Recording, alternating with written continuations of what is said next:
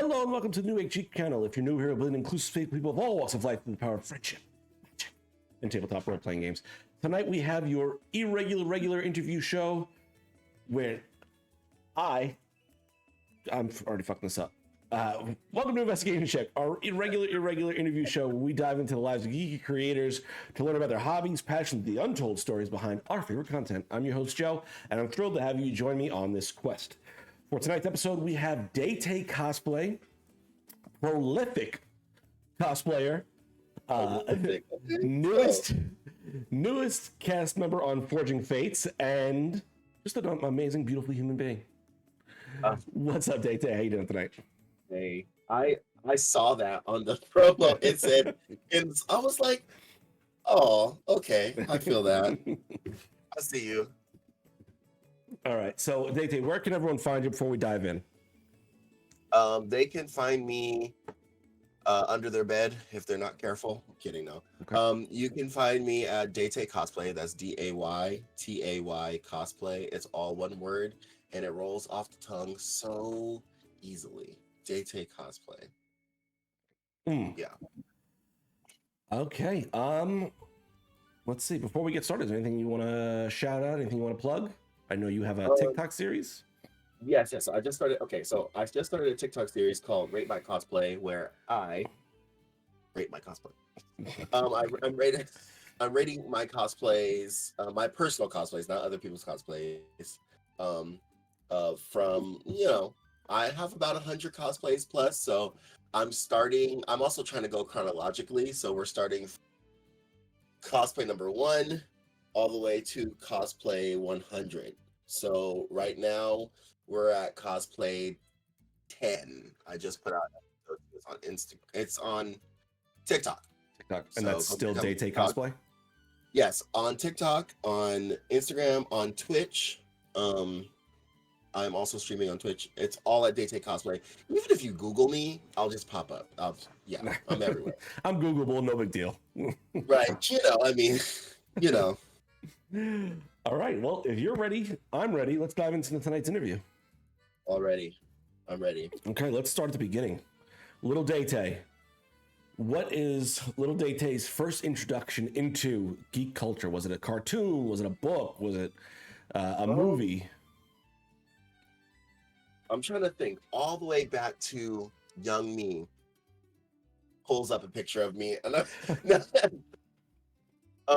I didn't really think I always loved cartoons, so I mean that's like a kid thing. But I think one of my major things was teamed hero groups. So like the Power Rangers lived. Power Rangers, I was jumping off the couch. You know how those overshot screens of, yes, that was me jumping off the couch. Doing all of the movements. There's Thundercats. Was a really big Thundercats fan. Okay. Actually, even before that, my uncle did martial arts, and we would watch a lot of like Bruce Lee movies and like old like kung fu movies, fighting movies, and like action movies and stuff like that. And of course, my mom was a sci-fi person, so Star Trek. I got an early start with Star Trek, and then also I probably shouldn't have been watching in Rocky Horror Picture Show and scary things. So that was kind of like my first with everything, and Hamtaro. So there's a lot of cartoons that were dubbed, like when we were growing up. So like Sailor Moon and Pokemon, these Power Rangers, right. Super Sentai, Dragon Ball Z. There's the whole Toonami. That's kind of like my intro beginning, especially with superheroes. I think my first like superhero was, I wasn't, people are gonna hate me for this. I wasn't the biggest fan of Ninja Turtles. What? I know. I liked it because of the song, because I'm a song person. Teenage Ninja Turtle. You know what? I thought my mind first went to Vanilla Ice and Ninja Rap. That's funny. Yeah. but Of course, not X-Men. Vanilla Ice. X-Men, you know, stuff like that. Okay. Thundercats, Voltron, like old school 80s cartoons, like stuff like that. What is it about like the team media, the media that was showing, the geeky media that was showing these teams, did you like really connect to? Was it, did you see yourself as one of the characters in all these teams, or was it the team itself that kind of like drew you in? I thought about that, and I think it was at the time, like now that I'm older, I can kind of look back and really, then I think it was like, ooh, I like the variety. One, I like colors. So I was like, there's red one, there's blue one, there's green one, there's yellow one. And they all have different things. So it's like the opportunity for variety. And they're all very different, but they all like have some kind of synergy. And you know, I love to be I grew up very bond oriented, we'll say, you know. Being in a group, being with being with family, like very like camaraderie was like a really big thing. We do everything together. We eat together. We play together. We argue together. We fight together. Like we're always as a group together. So that was like a big thing. And you know, it's the idea of being a part of something bigger than yourself. But always having somebody there with you through, you know, whatever you're going, you know, very different, but still very what's the word I'm looking for? I don't have a word for it, but I do have emotions like Right. this. I know what you're saying. You I know? can't think of the word either. Yeah. So do you think it was, what part of that kind of, because cosplay is your next step, right? That's where you grew into from that, or was there something between? No, actually, I didn't get into cosplay until after. I didn't start to cosplaying until 2015, officially. From kid me, of course, I consumed a lot of like cartoons and media and like stuff like that. So that's like my first introduction to superheroes was Batman the animated series. Okay. And a little bit of what's it called? X-Men, the animated series. Right. But that's also how I knew that there are certain styles that I liked other than like of animation that I favored more than others. So like I really enjoyed how that one was animated. I mean, I loved X-Men, but I didn't enjoy the graininess. Okay. So I was more up to watch that than I was to watch that, and you know. But in between that, I still was very like artsy. So I did a lot of drawing. I did a lot of like, you know, painting. I did a lot of building. Lego. I'm a Lego kid. Lego Bionicle kid, like hands down. Any art project, any kind of buildy kind of thing, I would.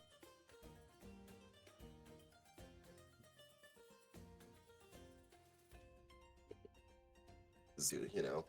Hey, real quick, the ending Day-Tay, we are having a little internet connection problem with you. You keep freezing. I don't know if you could prioritize the internet on your computer. Let me see. Let me see if I can. Is that better? We'll see. We'll see. I had a window open. I turned it off. Okay. No, but I did lots of art stuffs, and then I got into dance, actually, dance performance. Okay. In middle school. So I actually danced in a pre-professional dance company.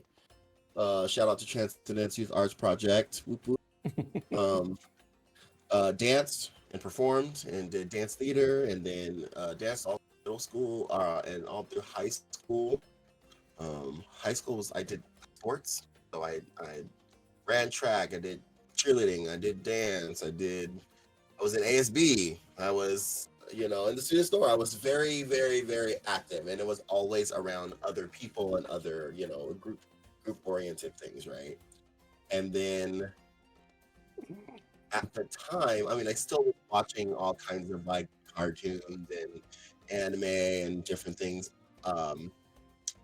And then I got to college, and I started playing. That was my first introduction. Actually, no, my first introduction to trading card games. So Pokemon, and Yu-Gi-Oh. Also, Yu-Gi-Oh heads. The game doesn't make sense to me. It makes sense, but it doesn't make sense because I started playing Magic the Gathering in college, and then I Okay. was like, how are we summoning these creatures without any mana? Huh. Personal thing. But Okay. that was that beginning of like tabletop gaming in that way, right? Yeah. And also you have like I don't know if this counts as tabletop gaming, but like, you know, Uno and Just play. Trouble Yeah. and Monopoly and you know, those family games. Those Yeah. also were, you know, we all played Go Fish. I mean, we didn't have a lot of money, so we kind of made up games like the matching card game, you know, cards, you know, flip them over, match the cards, all Right. kinds of like different. So that was that introduction to that, and then I started cosplaying in college, 2015, on So- accident. So let me ask you this, just to back up for a little bit. So was it a history of enjoying team style media that made you join team sports? Or was that just always something you always liked, that collaborative effort, that is what drew you into those different things? Yes. I think a little bit of both. Okay. And I think also personally it was my need to commune with other people. Like that's still kind of a part of me now. It's like not as much as it used to be, but there was always like this intrinsic need to like share this with somebody. Okay. You know what I mean? So I is mean, that- unfortunate. Go ahead. Is that how you get into cosplay? Is like the one you have all this creative energy, you have a want to share things with communities. Is that what kind of you feel like forges that cosplay need for you? Is that what this ticks all these boxes? You know what? Actually, the way I got into cosplay was completely by accident. Okay. It doesn't even have like a correlation to that. It was completely. I was very dead set on being a dancer, and I was, and I worked as a dancer, and I taught, and I did. That was my life. Okay. Now in dance, especially in college, they'll make you take, you know, makeup for stage as the dance major, or the beginning costuming. So those are like, you start to get hints of like cosplay things, because I mean, it's really the same thing. You're you know, elements of the same thing, right? And then a friend literally asked me, hey, I'm going to this convention. One, I didn't know what a convention was, but I knew that Comic-Con was a thing, right? I just knew that but I never had enough money to go. So I was just like, it's a thing, and there's people down there, and it was just that. That's all it was. But a friend of mine knew that I was very like good with my hands and crafty or whatever, and don't know why he called me, but he was like, hey, I'm going to this convention in 3 days, 3 or 4 days. Okay. I need you to make, I don't know if anybody's familiar with League of Legends. At the time, I had no idea what it was. He's like, I'm doing this character called Draven, and he has these weapons that turn around. They like, you know, they're like the Draven blades. I was like, I need you to make this for me, because one of our other mutual friends told him he was going to make it and didn't. So he was like, I need this, and I need it before I go out of town to San Jose. And that convention was Fanime, which was my first convention in 2015.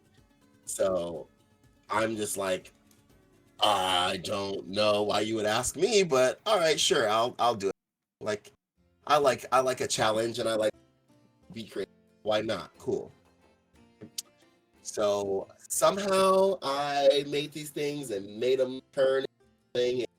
I sent him on along, and I forgot about it. And he got back to me in a couple of days and was like, "Wow, everybody really loved my cosplay because of this thing. Do you have a like a website? Do you have an Instagram? Do you have a whatever?" And for what? They're like, "Oh, because they're asking me where I got these from. Don't you do this?" And I was like, "Do what?" Cosplay. I was like, "What's that?" They're like, "Yeah, we just need to get your cosplay thing out there so I can give it to people." I was like, "I don't know what you're talking about, but no clue." No clue. And then I actually was the first person who monetarily Um, that was my first time getting like paid, like a commission, and I accidentally did a commission because I was just doing it because a friend asked me, not because I wanted to get something out of it, but it Right. was the being able to just experience that and be creative, and I had a great time doing it. So at what point did you finally decide to put on a costume? Literally the next year, so that was 2014, and he was like, hey, so do you want to come to this convention with me, talking about Fan May, and all of our other friends were supposed to go, and I'm like, yeah, sure, I'm down. So I think one of my first cosplays, if you watch shameless plug, if you watch my first episode of Rating My Cosplays, you'll see my first cosplays. There, it's a little rough. It's for me. It's a little rough. I was like, it's a little rough. But I did a Harley Quinn gender bend cosplay, and I did a For All You Magic the Gathering there Finex God of Deception cosplay. Nice. Okay. Not bad, not great. But that was the next year, and everybody else had dropped out, and I was like, I am determined to go, because I went and did some research, and of course I wanted to see what it was about, and I was like, this is amazing. Everybody's like dressed up, we're all doing stuff, and yeah, definitely from there on it. Yeah. Everything was hot glued. Okay. So don't be ashamed of hot gluing fabric, because I definitely done it. I'm talking about, it was like a big drapey thing, and all of it was hot glued and like hand. I don't think you can call it hand stitching. It was I was poking holes into fabric and tying it and it was yes. That was my life. So For like a whole year. what was that experience like going on your first time? Like, did it give you the satisfaction you were looking for in that moment, or was it kind of like, I like doing this isn't where I want to be, or was it like, no, I'm good, let me keep growing in the space? Or were you disappointed in yourself in the, because you said like it's not where you'd like it to be, but during the time, what was your thoughts on it? Yeah, younger me was a little loopy. I was a little out there. But no, I was really, really excited. Well, because one, not only was this something I could like pour myself into, because I at the time wasn't dancing, so I thought at the time that dance was my passion. Okay. But then I realized that creating and being creative was my passion, but dance just allowed me to do that. So all you need is your own body as the material, and you can just think up and build and make whatever idea,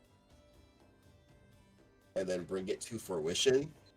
The process of creating is really it is what I enjoyed. So this is just the same thing with a different medium. And it was my first time going out of town, like by myself. Like I'm going to San Jose on a train. Also, never again will I go to San Jose on a Greyhound or on a train. Never. It took us 12 hours to get there. And I thought I was going to be on the train the whole time. It was like 4 hours on the train and like the rest on a bus. And then I left my Harley Quinn hammer on the train. Oh, Jesus.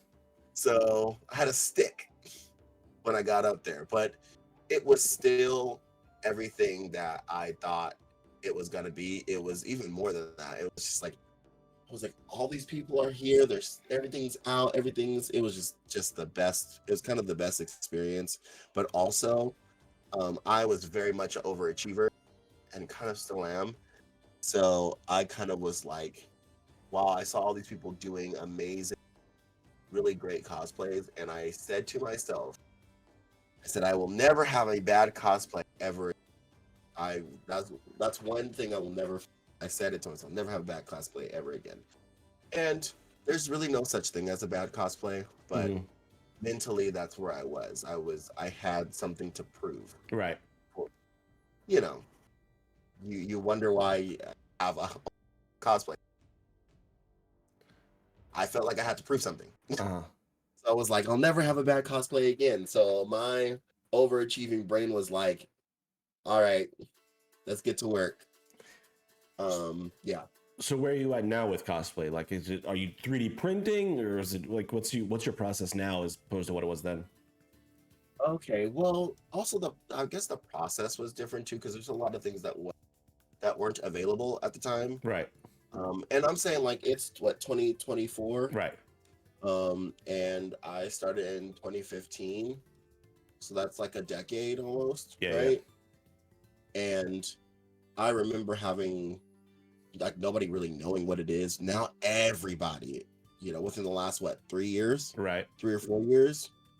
Yeah, we'll even say in 2019, still people are like, oh, what is this new thing? You know what I mean? With all the movies that, but our relationship with it is a little different.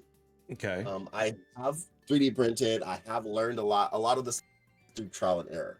So the information that people are getting now, it's readily available because there are people doing it for such a long time, and they're like, this is how you do this thing. Right. This is how you do this thing. But at the time, I had to really, really.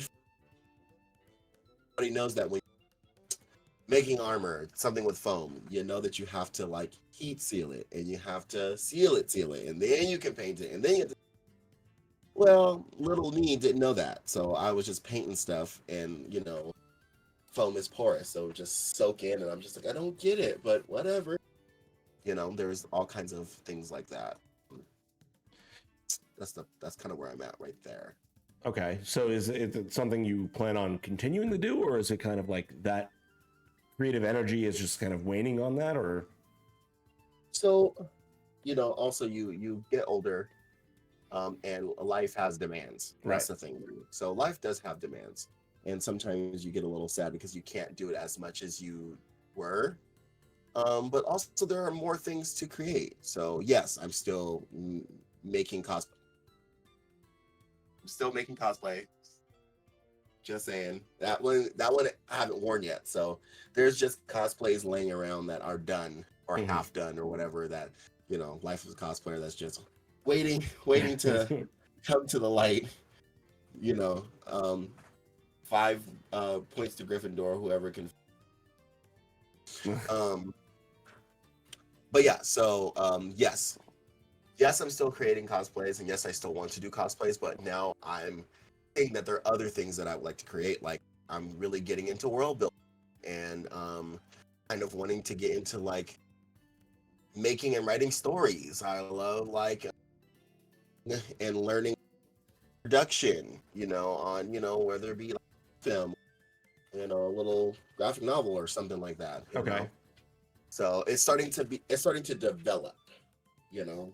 Okay. Whereas cosplay at the time was my world, and that was the only place where I was able to find that kind of expression. But now the world is kind of up with mediums. Now I Mhm. can do more things. It's like, oh, well, I want to try this, or I want to make this, or you know, spread out a little bit. Right. So I know we're not your first foray into the tabletop scene. So what was your first kind of step into the tabletop art role playing space? Um, During COVID, Uh-huh. I probably played like 2 or 3 games, not even full games. So I was a part of a campaign that a friend want to do the D&D thing. Of course, I've heard about it, but I did. It was the Curse of Strahd campaign. Okay. Yes, and I probably did about 3 weeks of that, and then our campaign fell apart. But I was like, this is still really cool. Okay, I could get with. My character did die, but whatever. Happens. And then Happens in Strahd. I got to do a started another campaign. Don't know what the name of it was, and then that one fell apart. So I was always getting like a piece and a piece, like um when I was asked by you guys to kind of, hey, do you down? I was like, I've been waiting.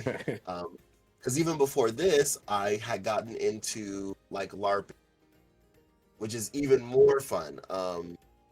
Shout out to Nightcrawlers. But I was doing Neotropolis and done Wasteland, which is kind of like a LARP immersive, full immersive experience weekend fest type deal, right? So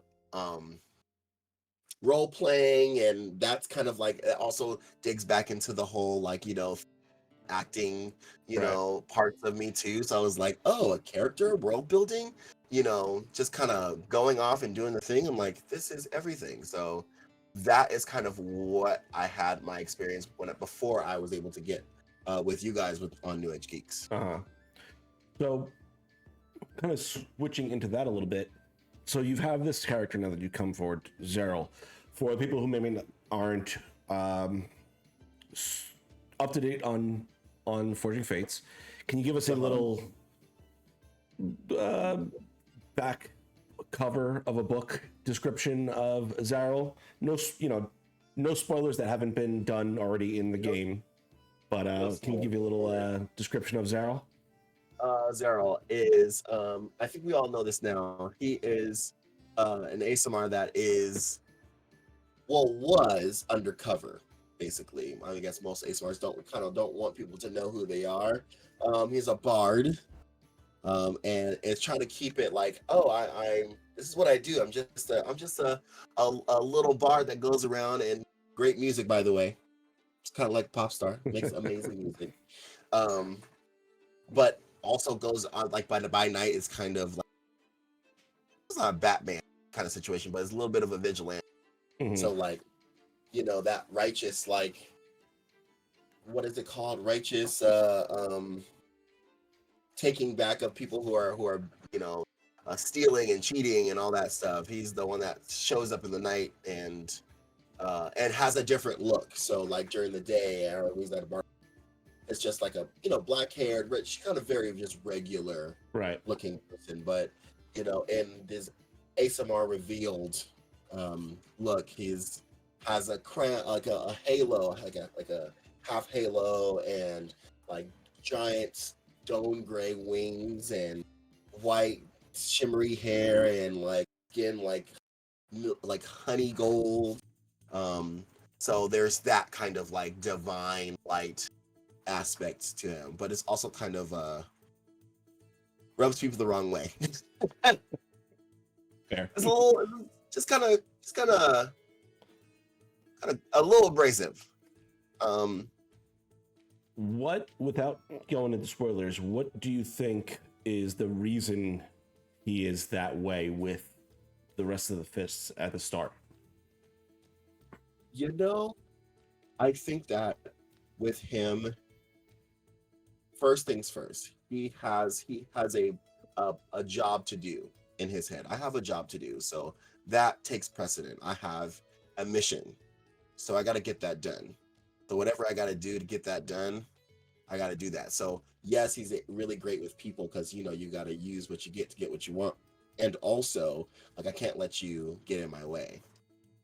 He's like kind of rightly divining what is. It calls you on your BS, Mm-hmm. so he can see what's real and what's not. And I think also not to being with people also lends itself to being with people as in a group, having a team, having friends. That's one thing, but being a standalone person where people are coming, like the whole celebrity thing, or you're a performer and you guys don't really have a relationship like that, but they just like come to see you. Those are like two different things, because once you step off stage or step out of whatever you're doing, that's kind of it, right? And also kind of trying to test them a little bit too. Like, they're one of these groups of people I could recognize, or that they're trying to do something good, but are they about what they say?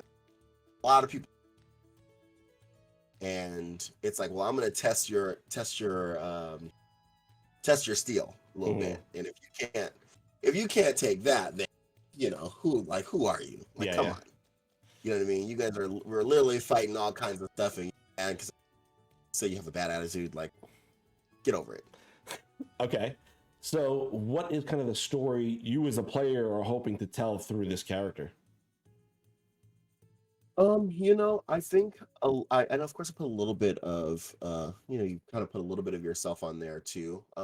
And people try to put different aspects of themselves, and I think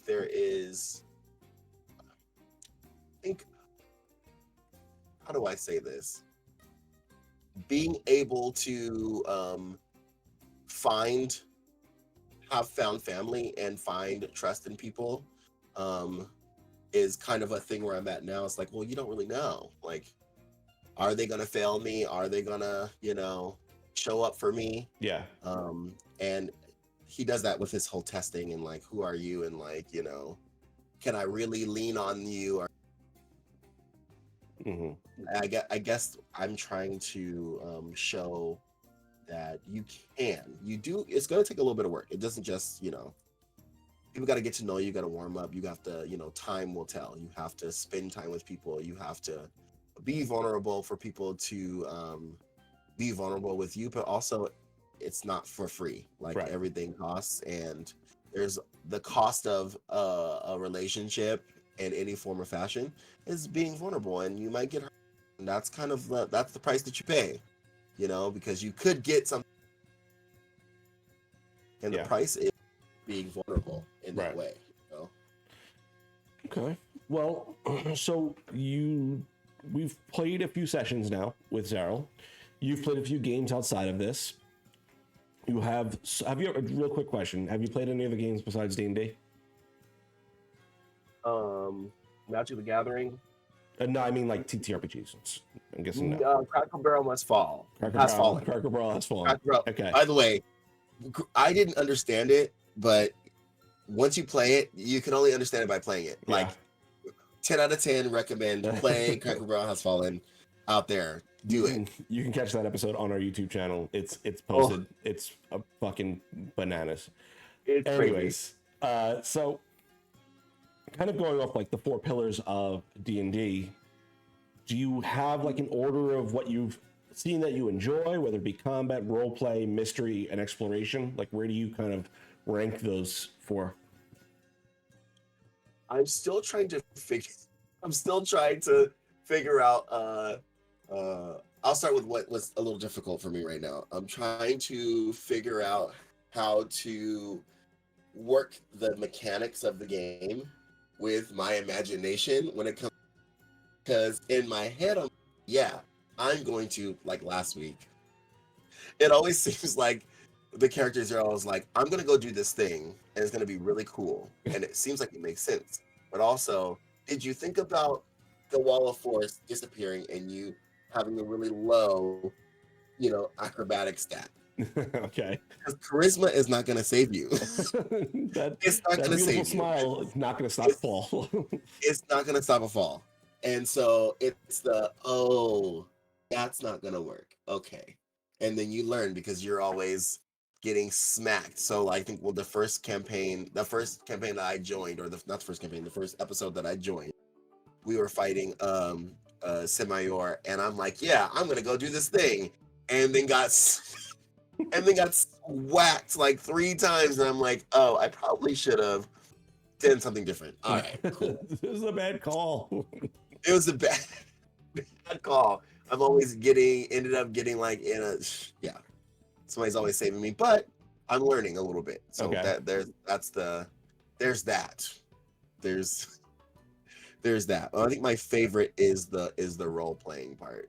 That's, of course, I think that's a lot of people's favorite, but but the role playing part in character, and like making it make sense. Like, what would this character say? Like, what is their motivation? So there's a little bit of thought, like a little bit of acting in there, but this person would be a little abrasive to a team of people that he does not know, right? Mm-hmm. This person Zero has lost. The city has been destroyed, and he's from the city, and doesn't know if his family or the people are, you know, he doesn't know about them, if they're okay, or if they're dead, or if they're, turned into geese, because things like that can happen. Yeah, Uh, that makes sense. right. And then you're asking for help, and people are like, I don't know if I can do that. There's this like, well, what makes sense? You know, Right. um, it's like, what makes sense for this character? This character probably wouldn't say that, but he probably would be a little bit upset, or a little bit peeved, or a little bit panicked, and a little bit like, blinders on. So then that informs like what you say to this person, Uh-huh. and then that allows for like a really cool like role play experience. In my opinion. So what part of the because you've never done like a live AP before, so Yeah. that's a whole different style of D&D even than sitting at a table. And not that you have a particularly extensive experience with playing D&D as a whole, but what has that transition been like for you, having come from only non-streamed games into this streamed game? I guess for me, there's an aspect of performance. Mhm. With the other campaigns that I played, you're sitting in your place, in your house, or wherever you're at, and there's about 5 other people, and it's just okay, whatever. There's background noise, but there's an aspect of performance to this. But you don't want to like overact or overperform, because you're not on a stage. Right. So it's kind of finding that sweet spot. Yeah. Yeah, because it's like there's lights, and there's sound, and there's a check-in, and there's it's like, oh, this makes me feel, this like bring back memories to like being on stage and shows. And all right, how's my sound check? How's the thing? Let's check in with everybody. Let's be present and all that good stuff. So that's the transition. It's like, this is very new as a whole, but aspects of it, that the performance aspect of it harkens back to like past and previous experiences. Is there any part of it that is like you're finding a little difficult to adjust to, coming from just either your professional acting and dance background and just your playing D&D? Is there any parts of that that are like you're finding difficult transitioning into what AP D&D streams are? I would say, and this is always kind of a struggle for me. Well, one, we ain't got no rehearsal, so there's no rehearsal. So it's the idea of messing up. Okay. Though, yes, I guess you can mess up in this kind of sense, where you like misspeak, and you can like, but there is a ability, depending on the DM. By the way, you're a great DM. Thank you very much. You can kind of like, oh, that doesn't make sense. This is what I meant to do. There's the element of like explaining where my motivation was. So then it's like, oh, now we're on the same page. So there's the ability to regroup. Yeah. But like on stage, you can't. Okay. So like, you're like, everybody has to agree to it or not agree to it. And it just goes. And that there's a little bit of like fear, like, okay, I gotta make it right. I gotta make it good, So speaking of DMing, I know you've never DM'd before. Is that something you're interested in getting into, in trying, or does that seem like just a hill too far right now? No. Probably yes. In the future, I would. I'm like diabolical. Yeah. With the immersive experiences like at Neotropolis and stuff like that, it is a form of what we're doing with the role playing, where I'm sending people on missions, my own personal things. I'm sending people on missions. I'm kind of creating this narrative, this story, chips falling and things like that. And I was like that, like creating this, this world, or using the materials there to, different scenarios and see how it play out, because I get to, it's not just dead set, because you have people making their own choices. So then you just got to move things around, and it is a lot of work. It seems like a lot of work. So I'd have to like slowly ease myself into that. But I would love to. Would love to. But I think I had a kind of superhero role play kind of thing, because I think one of the first times um I was driving for Amazon and I would listen to uh these RPGs, but they did one for Power Rangers. And I forget what it's called, but they had actors from different Power Ranger seasons Okay. come back and do this new, it's like a D&D Power Ranger canon for a new season of Power. Really great, super cool. You should check it out. If I can remember the name, we'll post it somewhere. But I think I want to do like a superhero, super villain type thing, Okay. where the DM is the superhero, and you know you have to kind of like figure out, be a very Justice Unlimited Brainiac against, you know, team or something like that. Okay. That the mastermind thing going on, very Mojo Jojo, Powerpuff Girls, Okay. like, you know what I mean? Like Yeah. just diabolical and like extra laughable and extra, you know, Disney villain-esque type of thing, you know? Mm-hmm. Okay. So kind of moving back onto the show, I want to ask a little bit of questions for you. First off, who would you cast if we were to cast this show live action?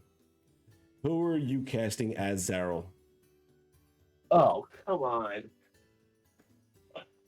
Ooh, oof, oof, oof.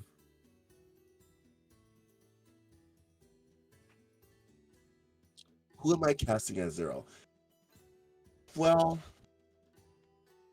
that's a good question. Has to be quick-witted, has to be sharp as a whip.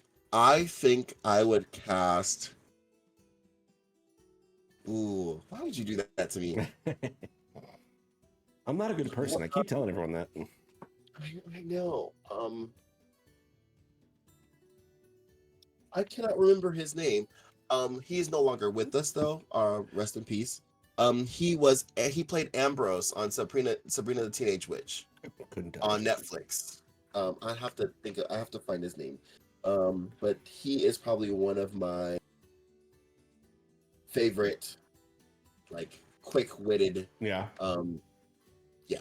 No, he would eat that. Actually. He's the new doctor from the new doctor, and he was also on Sex Education. I need to learn people's names. You were thinking of Chance Perdomo. Yes, He died? he did. Oh, geez. I know. It was very sad. He's very young, but he's a really great actor. Yeah, he was good in that show. So also we have the new doctor right now. Yeah. He was on Sex Education, and if I had a third choice, it would be. I really need to learn people's names. They just did the reboot or this version of Interview with a Vampire. Ooh, yeah, the guy who plays not Lestat, the other one. Yes, the one who he gets The main character. transformed. Yeah. Yes. Yeah, he's good. Him. That one I could definitely say. Yeah. Yeah. Yes. Eats down. Yeah. Do you got ideas for the rest of the cast? Who you would see playing Finnick, Whisper, Clover, and Gormrug? Okay. So that's hard. Whisper, I think I would have. Ooh, that's kind of rough. Okay, Dungeons and Dragons, the newest Dungeons and Dragons. She also kind of played the Druid, shape-shifting elf. Yeah. Person. I don't know her name. Yeah. I know who you're talking about. Yeah, I can see that. She eats that kind of. I'd like to see her play kind of like, I don't know what you're talking about. You know what I mean? Sophia Lilas. Yes. Finnick has to be someone like who can like pull your heart out of your chest, kind of like. Yeah, like, I feel like Finnick's a hard one. It's That character needs to Billie really carry the Eilish. scene. Billie Eilish. Yeah. Not who I would have gone with. I can just see.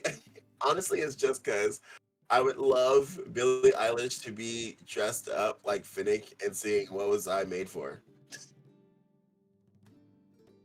A moment. A moment. No, a moment.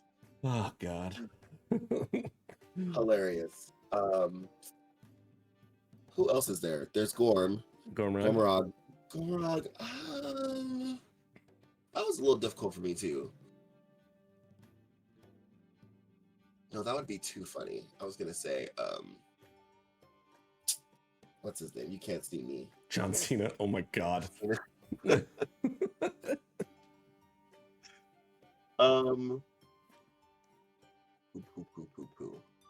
I don't know about Gormrog. I don't know. That one's a little. Gotta find like a kind of a broody, kind of like low key actor. I don't know. What about Clover? Clover.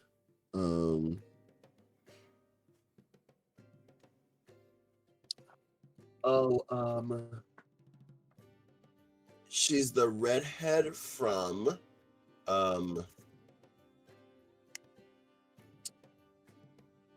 what is that show called? See, I watch so much stuff and then I can never remember any of the actors or nothing.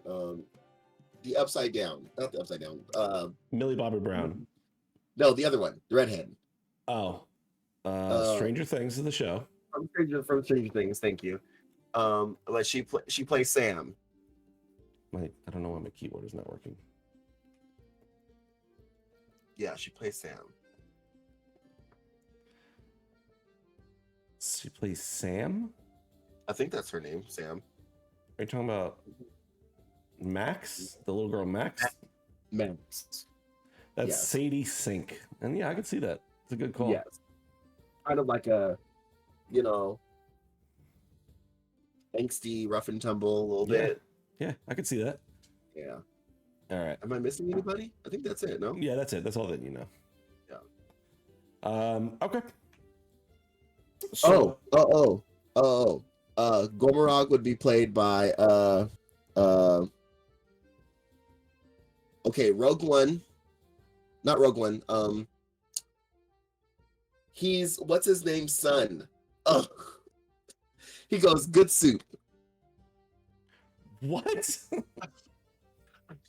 These references are so terrible. He's a lightsaber. He's the Sith, and he is somebody's. He's not Obi-Wan's son, but it's Star Wars. It's the newest Kylo Ren. Star Wars movie. Yes, Kylo Ren. That actor. Who the fuck?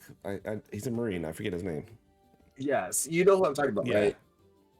Him. Adam Driver. Something. Yes, Adam Driver. Adam Driver.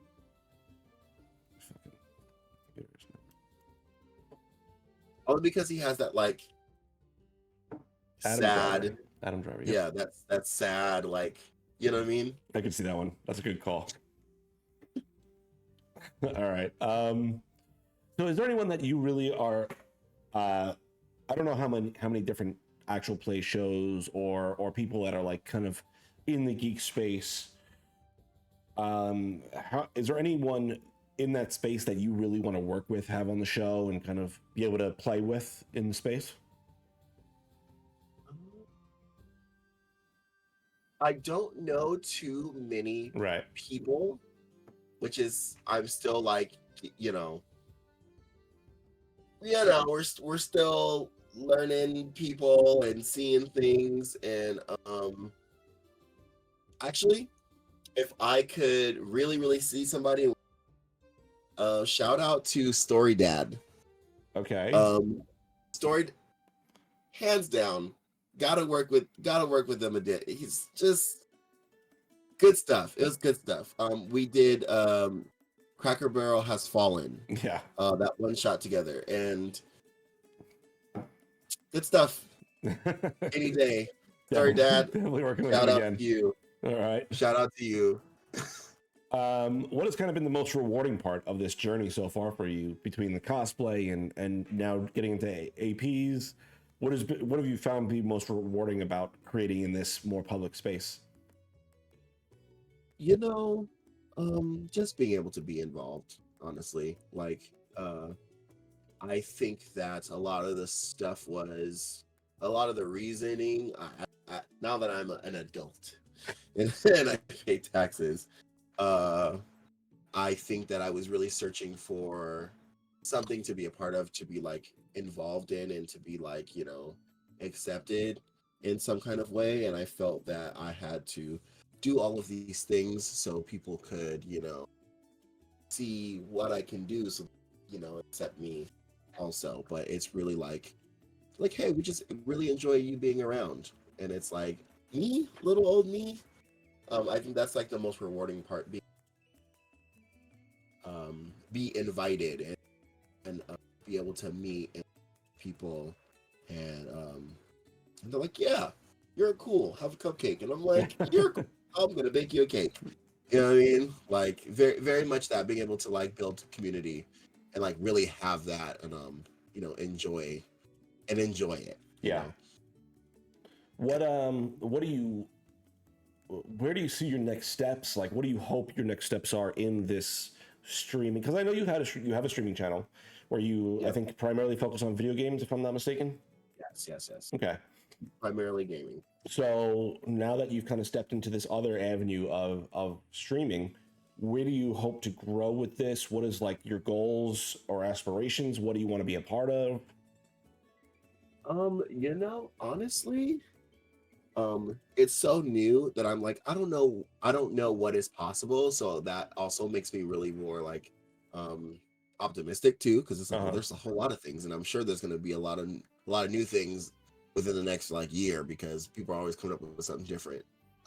I think that I want to be a part of as many things as I can.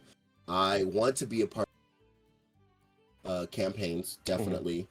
I would like to do some more like production stuff, so like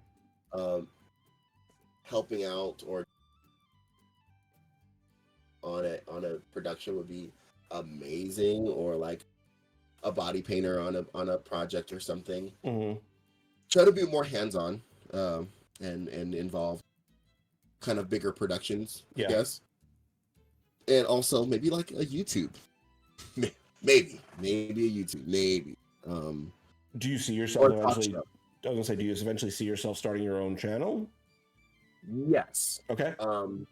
I really kind of want to have a talk show. I don't know why. I know podcasts thing, and I know old school like talk shows are a thing, but like that's kind of what I'm going for. Like talk show, like Ricky, because I grew up Ricky Lake, and like Jerry Springer and Oprah. All these shows have like a certain like, this like daytime television has its own like spark to it. And of course we all have these podcasts and people have all these things, but like I kind of want to see if I can marry, like, I mean, and a little bit of like a sketch comedy type deal, where, I mean, how great would it be to have different, of course you can have different characters in character, which would be amazing. You know what I mean? There's certain ships that we've been kind of asked questions about for a minute, and it's like, let's bring this out. You know what I mean? Yeah. Let's see how that goes. What's that about? Like, let's talk about that. So that's kind of what I want to do. I know it sounds kind of silly. No, I love it. That's a great. I think that's definitely something. Given the right direction and right everything, I think there's something for everything, in this space. When you are making your cosplays and like making these characters for yourself, whether it be for APs or whatever, how do you kind of stay inspired and generate fresh ideas for your content? Whether it be, as I said, like your cosplays, coming up with a new cosplay idea, or maybe doing some of your own like interpretations on cosplays, or characters that you've kind of come up with on your own, like Zaryl or whatnot. When it comes to it's different, I guess. When it comes to picking cosplay characters, like, I'll let you in on a little thing right now. Arcane just came out. Arcane 2 came out, season 2. And there aren't many characters that I can cosplay. And my first thought was there's not really many characters I can cosplay. Either because they don't really look like me. There are people of color and there are black people in characters in that thing, but they're women and they're either like small frame. But then I was like, well, I do a lot of gender plays and like Abyssa, I think I'm saying Ambessa. Ambessa is how you say it. Ambessa, I was like, wait a second, I could probably do that. I mean, we got the same build. She's yoked. maybe he's yoked. So you kind of find your in different characters, and I think that's because I've seen a lot of people doing Jinx. Yeah. Gender bend cosplays. There's a lot of, I'm a big advocate for gender bend cosplay. Like, I can't do that character because it's a woman. Yeah, I can. Yeah. I can do a gender bend cosplay. I think that is completely fine and completely good. Some, even with that, there were some characters I off. Say that one more time. You cut out. Certain characters I held off doing gender bend cosplays on because like were newer characters that were for like women that so they could have that representation. So you still got to be respectful. It's like example Okoye from Black Panther. Yeah. Very strong female character, right? And I've been wanting to do that character for a long hair, but I held off on doing that because it's like, oh well, let me get my girlies get that first, and respect this. Now I'm like, all right, I'm gonna have to jump on the it's daddy's wagon. Time. It's daddy's time to get up in the space. It's my turn. It's my turn. You know what I mean? But you always got to try to be respectful. When it comes to character creation, there's all kinds of like. You usually pick a seed, man. Sometimes it's like, I pick a shoe, or a piece of costume, or like you pick a thing and then you off of. You just like really need a. It just depends on what your seed is, and the many different seeds that you pick, it can turn out however way it will. Like if I picked these these sunglasses. Okay. From there, what are these? They're glasses. Not just glasses, they're sunglasses. They what do they do? Why do they keep sight out of your eyes? So maybe they're sunny. You're cutting out a bit here. It's just so you know. Can you hear me now? Yeah. Hello? Yeah. This is like a little bit of my process. These are sunglasses. They keep sun out of your eyes. So maybe wears them, are they male? Are they female? Are they non-binary? Are they not human? Is it sunny outside? Or are they wearing this to make a statement?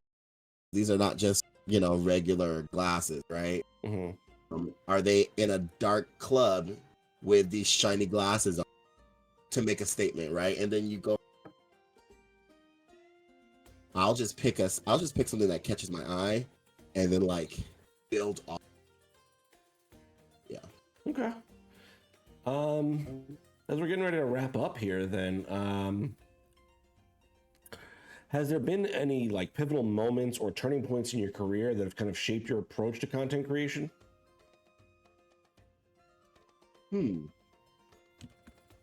Yes. Okay. Well, trying to going back to like trying to prove something. I felt like I had to prove something and make something new. I have that many cosplays because every convention or every event I went to, I felt like I had to make something new every time.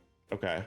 So every con I went to, and I was going to mini con a year, I was like, all right, every day of the con has to. Okay. And so I was making like 3 or 4 new cosplays every 2 months. Yeesh. I'm being so serious. I'm being so dead serious. How do you even like manage doing that? it goes back to mental health. Like Yeah. now I'm older and I'm like, you don't really don't need to do that if you don't want to. Like I felt like I had to. Yeah. I felt like I needed to prove myself. I felt like I needed to show my worth in some kind of way, right? Uh-huh. And then you realize that like you and you're worthy regard, you know, period. Yeah. You know, if nobody ever sees it, the art that you make, the things that you put your, still have intrinsic value, regardless of if they're viewed by anybody other than you, because because you took time to make it, it still has value. Mhm. Like that's it, right? So instead of looking at it as like, oh, I have to make this thing, and then I have to get it in front of people so people can give it value and then see how, it's worth Mhm. or whatever. Because people forget that like when you create art or create anything, the part of it is that you put a little bit of yourself in there, period. I know people always say that as like a cliche thing, but Right. your investment in the thing that you're doing, making, building, involvement in, whether it be your time, your brain power, your or intellectual whatever, or your experience, Mhm. that is a piece of yourself. Right. That's the piece. It just depends on how big the piece is. So you always have a little bit of piece of, right? Yeah.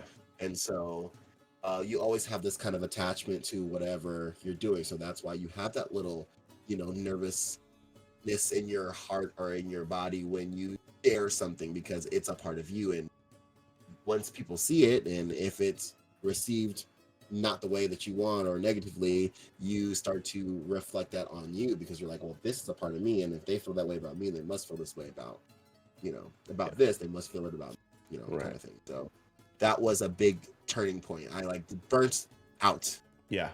There was even a point where I'm gonna play every 9 days, and I Yeesh. did Yeah. for like a month. Wow. And yeah, I did, and the quality of my cosplay plummeted. One, and two, I was like burnt out. I was like, this is too much, Yeah. So my relationship with creating changed, and I said, well, I'll have to take a step back. Mhm. It's okay to take a step back. It's okay to do something different. It's okay to rest. Okay. I know in this realm we all have to. We're also making content, Yeah. and being content creators and doing things like that. But we also have to. It's okay to like take a break and space it out. And, Yeah. be mindful of you. Okay. Yeah. So as we're getting ready to wrap up, I have one last question that I like to ask all my guests on this channel. Yes, I receive and accept money and monetary or precious gemstones, jewels, stocks, bonds, food, fabric, and compliments. Okay. Also, I would love to know what message or impact do you hope to leave through the content you produce in the geek space? Oh, that's a big question. It's a big question. Say it one more time for me. What message or impact do you hope to leave through your content in the geek space?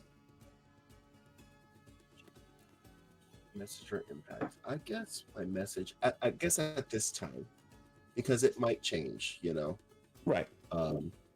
Later in life. But I guess right at this moment, when I put out something and produce something and be a part of something,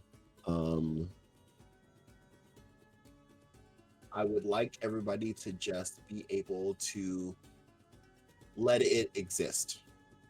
Let it exist for what it is. Sometimes, you gave it life, you put your work into it, and let it exist. Try not, and this is also kind of talking to myself, try not to shape it as hard. You gave it life, so let it live, kind of thing. It's gonna take its own form once you kind of like put it out there as the process goes. When you try to really conform it to this thing, you don't miss people, of what it could be. Yeah. Leave some wiggle room for it to develop into something that it might not be what you thought it was going to be. Yeah. You know, because then it will surprise you.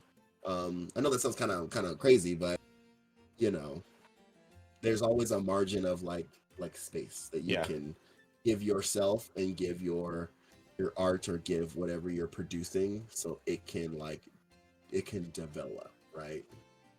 So I guess that's where I'm at right now. That's where I'm at right now. I love it. That's fabulous. So we're going to switch over to some of our cast most likely, now that you are a cast member on Forging Fates. And then we're going to switch into our dicey question segment. While we are handling those, if you have any questions for Daytay, go ahead and start posting those in the chat. And once we wrap up, if we have any questions, we'll go ahead and ask them. Starting off, these are a list inspired by our cast member Cece. She came up with this list 2 years ago now at this point. Let's start with, which is a good one. Who is the most likely to have a villain arc? And this is for the characters in Forging Fates that are played by our other cast members. So who is the most likely to have a villain arc?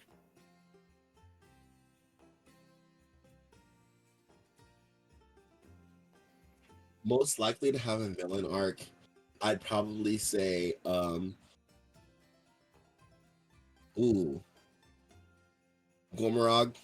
Okay, why Gormrog? Because we love Gormy, but baby's fragile. Baby real fragile. Look, he can't take Fennec dying any more time. He can't take Fennec dying any more time. He can't take nothing else. She needs a break. Okay. Who is the most difficult to buy a gift for?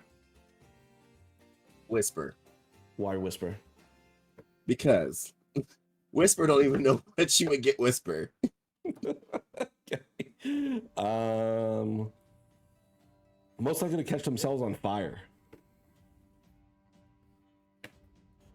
Most likely to catch themselves on fire. I would say Zero, just because he probably was trying to do something else, rolled really terribly. I think, yeah, you did this, and also you now stepped in the fight. Who is the most likely to give an entire party's gold to a homeless person? Flopsy. I'm kidding. No, I'm kidding. Clover. Clover. Why do you think Clover? You know, if it pulls on the sob strings or the heartstrings just enough, it has to be right, because she either is like or like, you know, catch her at the right moment. She will give her whole life. You know what I mean? Oh my God, you remind me of this one person that I saw. It's okay, we can get more gold. You're like, girl. Okay. Last two. Who is most likely to start a cult? Zero. Why Zero? Because high charisma and on accident. Okay. Yeah. In the way of like, oh, he was probably started it as a thing and then like took it too far, and you're like, oh, wait, hold on, y'all. That's not what I meant. And they're like, it's fine. No, you're like, oh man, created a monster. Yeah. Our supreme leader, it's fine. Yeah, you're the claw. Who's most likely to join a cult? Ooh.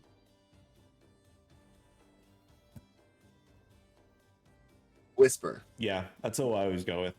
Just not even realizing it. I was gonna say on accident. Well, they seem pretty nice, and then they had free food, so you know. Fair enough. Okay, we're gonna switch over to our dicey question segment while our questions are coming in. Again, if you have any questions for Daytay, I know we've got a few. Okay, sorry, I was reading something in the chat. I know we've got a question in there already. If you have any questions for Daytay, go ahead and start putting it in the chat. While those are coming in, Daytay, give me a D20 roll. Dicey questions is 20 random questions determined by a dice roll. And we'll see where we are I starting. just so happen to have one on my desk. Crazy. It's almost like you're a D&D AP performer now. Like, hang on. Okay, I'm gonna put in this special little. It's 5. Favorite video game and most overrated video game? Favorite video game is going to be to this day to play or that I have played. Whatever you want. It's however you want to interpret the question. You know what? I'm just gonna go ahead and say Horizon Zero Dawn because Okay. that story still just oh my goodness. That's the first and only game I've played to the end because I was like, I have to find out what is going on. Yeah. Like I have to find out what's going on. It is such a great story. Hands down, love it. 10 out of 10. Okay. What do you think is the most overrated video game? Dead by Daylight. Dead by Daylight. Why? I never played it. It's just like as much as I love to work with people, that is the most uncooperative playing game ever. Like, never played with Ren. I've only played the game like 4 or 5 times, and it was just like, this is the worst. Like, it is the epitome of like why we don't like working in groups in college or in school. Like, it is the quintessential working on a group assignment. Yeah. And nobody understanding the assignment. I hated it. -20. Meat hooks? Is that a thing in Dead by Daylight? Yes, the little that it was irritating. Hate it. It was. I feel like it could have been a good game. It's not good. It was not fun for me. It was not fun for me at all. Yeah. And somebody may have said that I didn't play with the right people, and they might be right. So if you want to play with me, I will give it another chance. Yeah. I'll give it another chance, but I have to play with a team of people that because I'm also a little competitive, Right. and I just we gotta. Well, Rima streams that game all the time, so. Who? Rima. Oh, really? Oh, yes. Rima, that's So. from the game. That's true. Maybe get on a game with Rima. Maybe we'll host something. I should. All right, give me another D20 roll. Okay. Let's see. 19. Something you've created that you're really proud of. So what is your most proud either cosplay or character or whatever? I will say it was a body paint that I did. Okay. It was my favorite body paints. It was if you want to see it, it's on my Instagram. It's Iceman from X-Men. Okay. And just because I love y'all, I will bring it up for you. It was a body paint that I really wanted it to look like ice, like like I was ice. And this is kind of one of the first ones. Nice. Okay. Yeah. I was very proud of myself. Very, very proud of myself. That one. Okay. Well, what about that was like very rewarding for you? That was the first time I used other techniques to paint. In the way of, I went and looked at digital artists. Okay. Specifically, how they do like water and like ice and different things that there's on Pinterest in different ways. There's they do these little textured boxes or squares or whatever, and they're like, one is sushi, one kind of go how. I think we're losing you a little bit, pal. Can you hear me? Yeah. Sorry. Hello. Yeah. I went over there and took some digital art techniques and used them on like practical art, which are probably the same thing, but that made more sense to me, the way that it kind of illustrated, because they were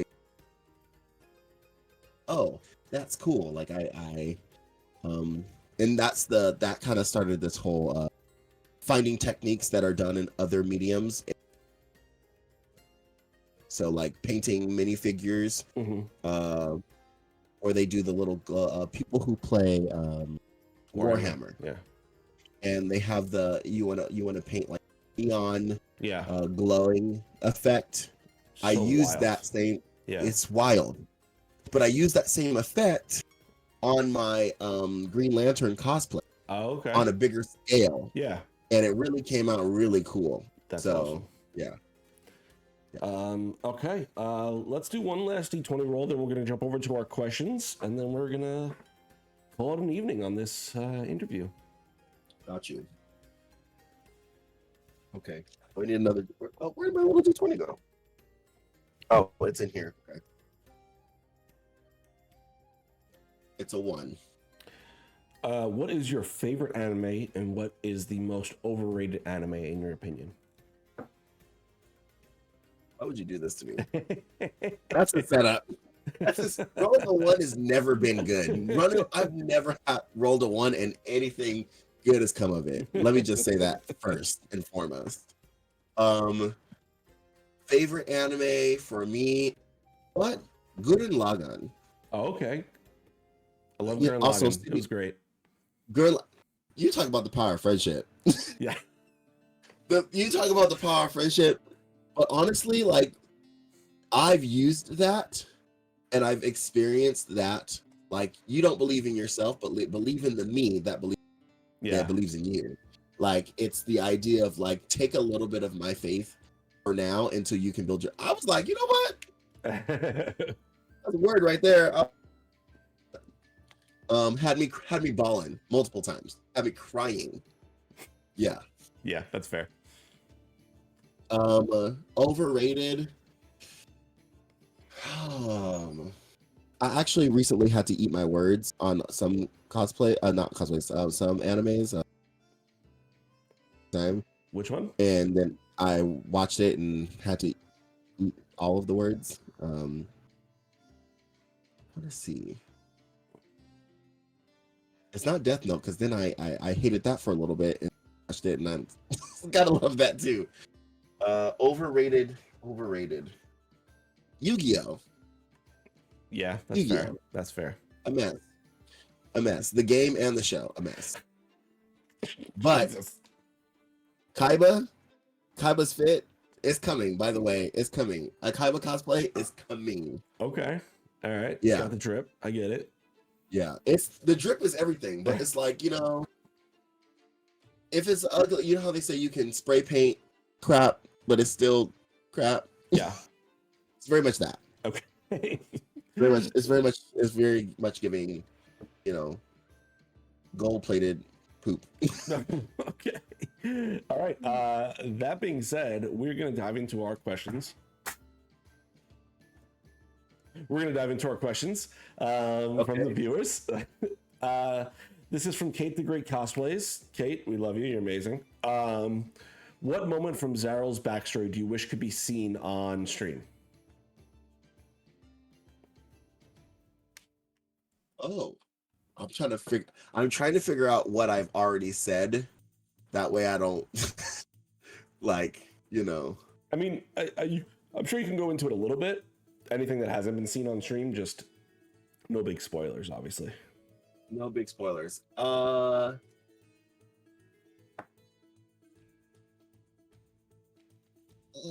Okay. The moments, and this is just like a backstory. I wish that the moments between him And who? like his mother, Okay. the moments like that, like little montage of like that, like where he got that compassion and that love. This is what you got to do. This is, you know, kind of a, you know, yeah. I wish they could see that. Yeah. That little, you know, anime montage of like him as a little kid, him as baby, and then her having to like figure out how to do this on her own with an SMR baby. You know what I mean? Yeah. Like, so yeah, that'd be really nice to see. Nice. I love that. Also from Kate wants to know, what are your favorite types of stories to tell?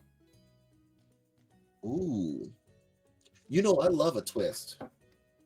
love a twist. I like stories that are kind of gritty and open and like, everything's so like I don't animes are not my favorite because I'm just to see something that everybody watch me. I want to. Dude, you are cutting out so bad right now. No, I'm not. Am I? Yeah. Can you hear me? Yeah, I can hear you. I don't know why. It's just like every time you start talking, it keeps cutting out. Okay. Okay, I'll talk slower. Oh, I just lost my. No. I like a interesting, like kind of a gritty where no, we don't really know is say the bad guy where there is really no. It's you're like, well, this person's that thing is bad, but also that person's not clearly bad. But also like I understand their motivations, but also like, not the you're bad, you're good. I'm confused now. Who am I? Right. Yeah, very that. And a good twist is always, we love a twist. Yeah. All right. I think that's going to bring us to the end of our interview for tonight. Okay. This has been amazing. Thank you so much, Daytay, for joining me on tonight's episode of Investigation Check. Thank you for having me. Is there anything you want to plug? Where can people find you next? Well, I am. So I'm gonna have a new streaming schedule. I probably will put that on my Instagram. Okay. But Instagram, DaytayCosplay. You can Instagram. You can find me on TikTok. You can even find some of my like on Spotify on there too. By the way, look up. There's a lot of stuff connected to DaytayCosplay. Let me tell you.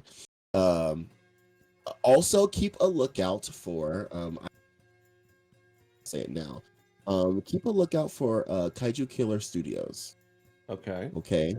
Kaiju Killer Studios is my babies, my little baby. It is my let's say my attempt, but my where will be doing other things. Okay. So, those production things I was talking about, those other projects, just kind of things that I want to be involved. Also, oh yes. Please. I am starting a creators directory, if you will.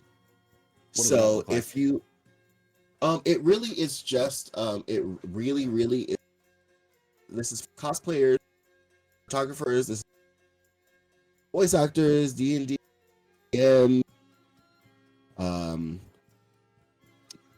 painters, all kinds of those kind of production team people, and I guess talent and production or writers, illustrators, whatever.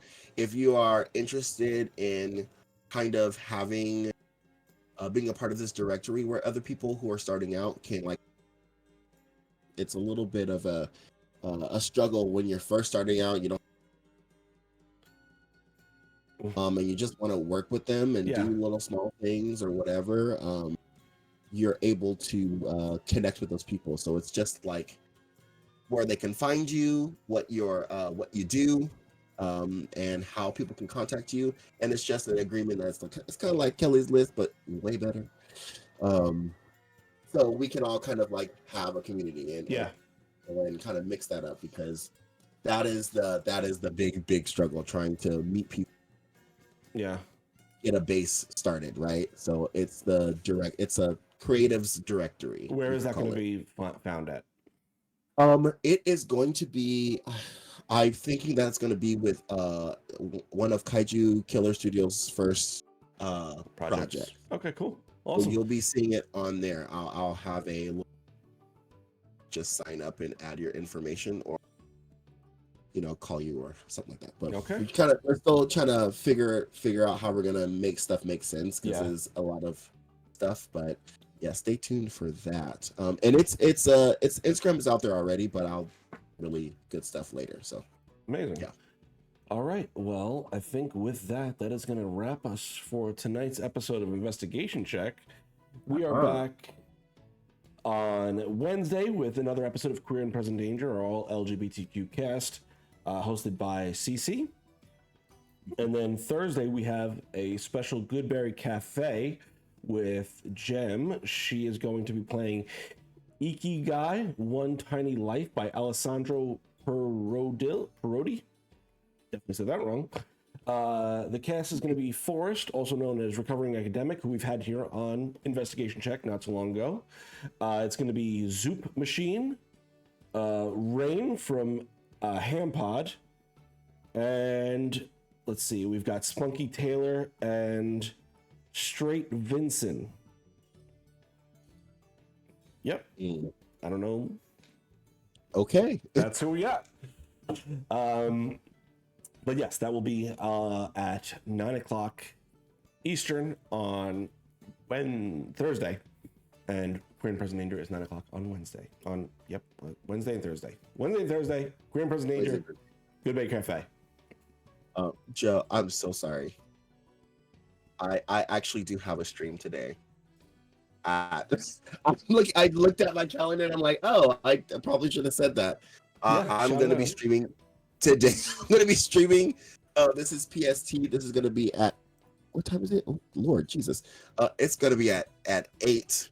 So, God. 8:30.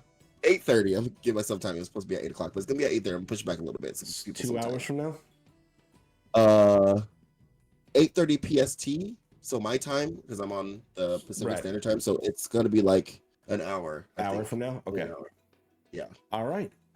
So make sure you guys join Daytay at DaytayCosplay on all social medias as well as Twitch in an hour where he'll be going live. Do you know what he's streaming yet? I think I'll be playing Ark Survival Ascended. I believe that. I'm either playing Ark Survival Ascended or what's that game? Andromeda. Mass Effect? Yes, Mass Effect Andromeda, because I ain't got through it. I'm trying to do a playthrough of that. All right. That being said, I've got nothing else. If you've got nothing else, we are going to call it a night. Stick around for the raid, everyone. And remember, we love you, geeks.